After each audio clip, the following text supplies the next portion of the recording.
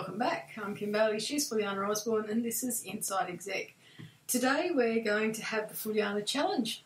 We've got about 20 questions that have been sent in that we want to answer just briefly. Some of them we will probably develop at a later stage into case studies if they prove that the answers need a bit more development. But Fulyana's challenge today with the questions is to keep the answers brief. I've limited her to 2 sentences or less, so we'll just see how we go. Our first question is, should I be feared or respected as a senior leader? And the person who asked this felt that he had to make a choice between these 2 conditions, that he should either be feared as a senior manager or he should be respected as a senior manager. And I guess he meant by the people who are working or reporting to him. Okay. Sometimes you also add to that one being liked as well. So to be respected or to be feared, I'm not one that ever subscribe to fear because nothing makes me fearful. So I think being... It's more like a challenge. You know? If you want her to be afraid of you, it's just throw down the gauntlet. So if you're scared of your boss, for example, you're going to do things just so that to avoid making him or her angry. If you do it for that reason, you're going to be either cautious and won't take any risks. You go for the safe option and you'll end up doing what you think is expected of you and within certain rules and defines. But if you respect your boss and you respect that he or she respect you, if you've got that relationship, that is absolutely a better environment to work in because you feel like I can try that, I will get an honest appraisal of what I've done, I will get encouragement or I will get told that's a waste of time. Whatever I get will be done with respect. So I respect my boss, I respect his or her judgment, I respect the relationship that we have, and to me that is better for both parties and outcome. I think the most important part of that is the two-way respect, and that we have to acknowledge that in this situation you're not looking for a one-way activity. The fear side of it is very destructive in any organisation, and I think it comes back to our survival instinct. And so if you're working just to survive in that environment, you are not going to be giving your best to the job, and the organisation's not going to benefit from having you there if you're just there to survive because you're fearful of the environment, the culture, whatever it is. So I guess our consensus is that we want respect, and two-way respect, and perhaps a bit of liking in there as well. When you respect someone, you've had your 2 sentences. Oh, okay. I'm done. Okay, next. Our next one is, how do I speak confidently or positively about failures? This one might well be developed into a case study or further discussion. I think failures are one of the best things that happen to people, but not at the time. At the time, if you felt you did something and it didn't work out, and you might feel like a failure, well, firstly, I think a better positive spin on that is to say, I had an experience that didn't work out the outcome the way I wanted it to, rather than I failed, how dramatic. But the most important thing about failure, it's a great, great learning experience. It's a learning experience of what worked, what didn't work, and how can I do it differently. It's how you perceive your experience and how you communicate it. It affects the way you communicate it. So if you go and tell people, I had this disaster, blah, blah, blah, well, people's going to see you as a failure. If you go say, I had this experience, it was very unpleasant, it really was the worst time at the time, it was maybe even the worst time of my life. However, this is what I learned from it, or this is what I'm going to do differently. And I think it's not the experience, it's what you do with it that matters. And I'm a great believer in reframing. So rather than, as Fulyana said, you on the negative side of things, oh, this didn't work and that didn't work. And it's about physiology. You know, even as I'm saying that, my shoulders are dropping down. I'm talking more into my chest. But if you throw your shoulders back and if you put your head up and if you even always look at the ceiling and say, that wasn't so good, then that's about as negative as you need to be. Reframe the situation into thinking about it from another perspective, not about what it meant to you or what effect it's had on you, but rather what, as we've said, what you've learnt from it, what outcomes have been produced that have given you an opportunity to think a little bit differently, to move towards another solution, and celebrate, and I mean really celebrate the fact that you have learned not to do this thing, that this is not going to work, and don't pursue it on the hope that it will work at some stage. If you keep throwing money at it, if you keep throwing time at it, if you keep throwing effort at it, that somehow it's going to turn around. Just before we move on, I know I'm not allowed, but I'm going to recommend to listen to a TED Talk by J.K. Rowling, the writer of Harry Potter's books. She made a very, very good presentation on this and covered the fringe benefit of failure. If you have time, it's worth listening to. Now, our next question, how can I think on my feet in an unfamiliar location? And this came about as a result of an interview that one of my people had, and he came back and said, look, I've had this interview and they asked me this question and I was in an unfamiliar environment and I didn't really know how to respond. Although I'd prepared well for the interview and I knew all of the things that we needed to talk about, this was one question, and it was, I'll tell you, they asked him at the interview to tell them a joke, and he said, I didn't know what to think, I couldn't process how I needed to think to know what I needed to say. I understood what they were asking me, and I in some ways understood why they were asking me, but I had no process for thinking on my feet in this unfamiliar location. I'm going to share with you something I learned, and Kim probably won't remember this, but she taught me this technique. I'm like most people that when you put on the spot and somebody asks you something like tell us a joke, which is really something you didn't expect at interview, you tend to jump in. I did jump in and actually try to very fast go into the answer. While you're still thinking. You're thinking out loud. Yes. So what you taught me, Kim, was when way back in my career is there is nothing wrong with taking your time. It might seem the silence is long, but it isn't. And then you can actually tell them that you're thinking. So in this example, I would be able to say, well, let me have a think of one, because so many jokes, let me think of one that I think would be a good one. In that way, you're repositioning where you are. You're saying to your mind, now go to the filing cabinet where my jokes are, and you're breathing differently. So the first thing is slow down, take your time, take into account where you're at. So, okay, they asked me to tell a joke, but guess what? I'm in an interview situation. I'm not there in the pub. So I need to go to the appropriate section of my jokes. All of that takes time. All of that takes time. So allow yourself the time to reposition.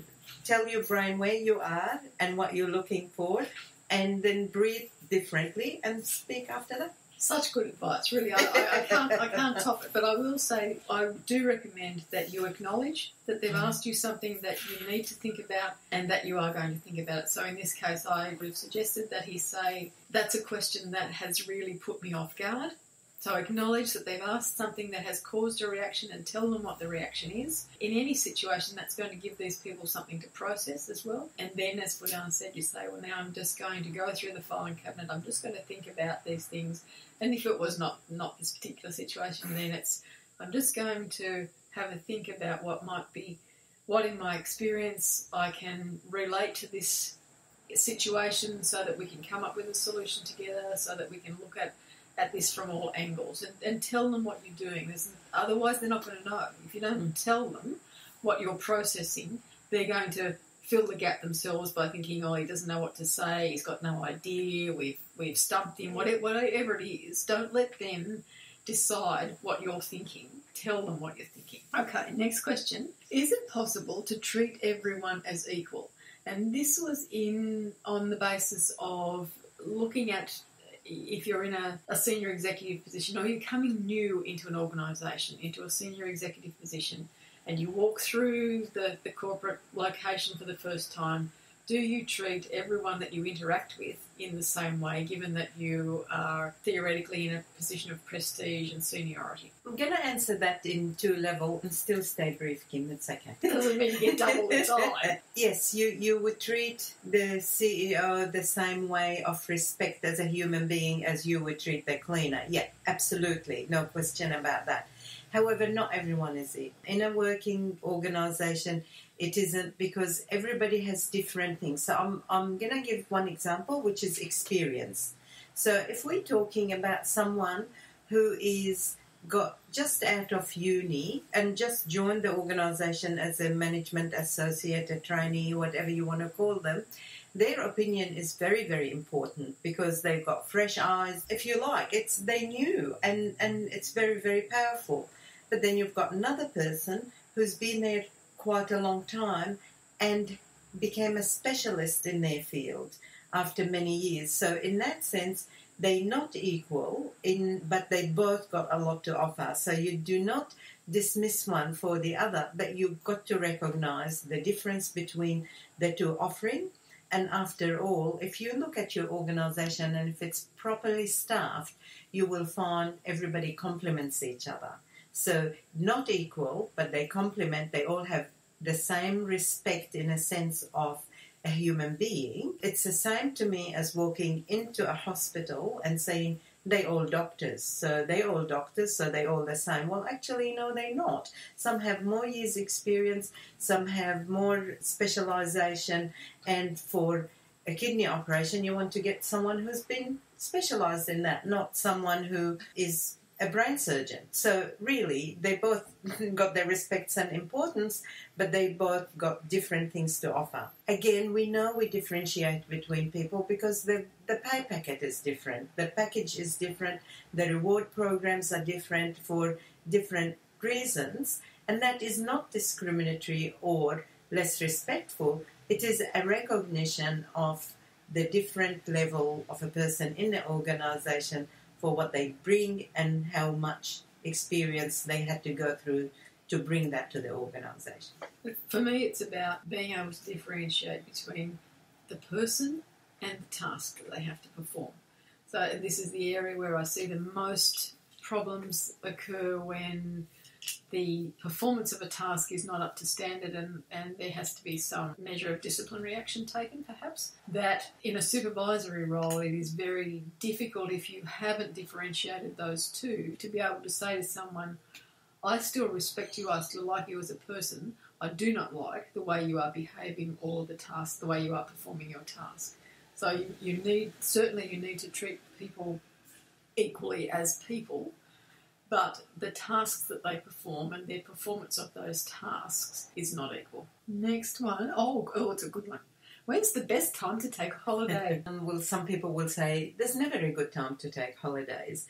And I'll say, it's always a good time to have a holiday because, let's face it, there's the obvious mechanical things that you have to be responsible about. You do not go when it's the busiest time of the organisation or your section is like you work in finance and the end of financial year, etc., etc.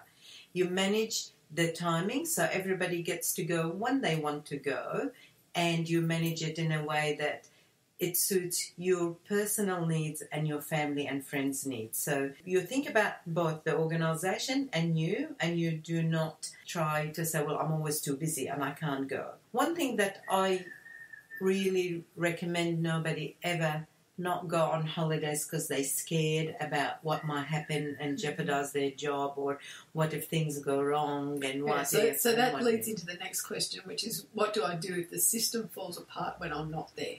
Okay, well, maybe I could just cover, before you go on holidays, make sure it is the right time in that sense. You're not in the middle of a crucial project and you're going to walk out halfway through it. But what you do is, whether you're a manager, whether you're a team member, whatever, you've got team working for you, whatever it is, make sure that you always have a proper succession plan for short-term and long-term.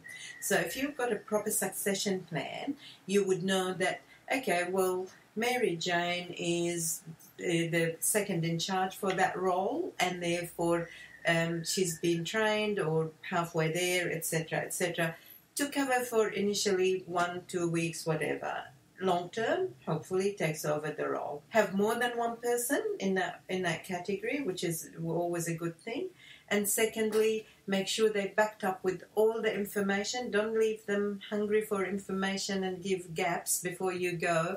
Make it your policy to do it continuously anyway. We talked about knowledge management, etc. in other podcasts. But what's really important is to remember the person is going to be doing their best. They want to do their best, and you want them to do their best, but they haven't got your experience. That's why they're not in your job in most cases. And I always go thinking, look, if you do not panic, if you do your best and things will go wrong, that'll be like me here, and I can do my best with my experience and things will go wrong. Yeah, it's how to recover. We talk about your replacement being 80% of what you are. Yeah. So, and 80% is going to get everything done to a fair degree. But I want to just go back to when's the best time to take a holiday. I think there's a general feeling that the word holiday means a particular period of time, 2 weeks, 3 weeks, 4 weeks, whatever it is. Sometimes a holiday can just be 24 hours. Sometimes that's all you need. You just need a complete break away from the pressures of what you're doing and to do something else. So I would actually look at it in terms of knowing what the word holiday means to you. So how much time do you really need to get away? We hear people talk about, it took me a week to wind down, and then I only had a week's holiday, and then it took me a week to get going again. Well, really, that's not being responsible about your time and your effort. We're going to talk a little bit further down. There's another question about how do you switch off and how do you switch on. But I would like us all to be able to identify what holiday means, and then on the understanding that you accept what you've defined as holiday time for you, the length of time, then you look at how that's going to fit into the framework of what the responsibilities are in your workplace, wherever you are. I find that quite interesting because actually I'm guilty of never thinking that short. And it is actually a very powerful tool because if you just needed 2 days and particularly you just finished a project or something and you've been working, I think that'd be excellent. But I normally thought of holidays more the longer. And so, no, that's very good. That's because you do go on long holidays. You go for months at a time. That's because you've got to eat your way around the world. So we all know. And for me, what do I do if the system falls apart when I'm not there? First question, is it your fault that it fell apart when you weren't there? And if it's not your fault that it fell apart when you weren't there, then it's not your worry. Bottom line, you should have, as Fulyana said, systems in place so that the organisation or your section or your team runs as well as it can, up to the 80% without you being there. If it falls apart, it's a matter for the team to do the analysis and tell you why it fell apart. You can't second guess what has happened. The situation has occurred, and unless it's as a direct result of something you did or didn't do, then it's not up to you necessarily to fix it on your own. We've managed to get through 6 of our 20 questions, so we might take a break here and we will continue in the next podcast. I'm Kim Bailey, she's Fulyana Osborne, and this is Inside Exec.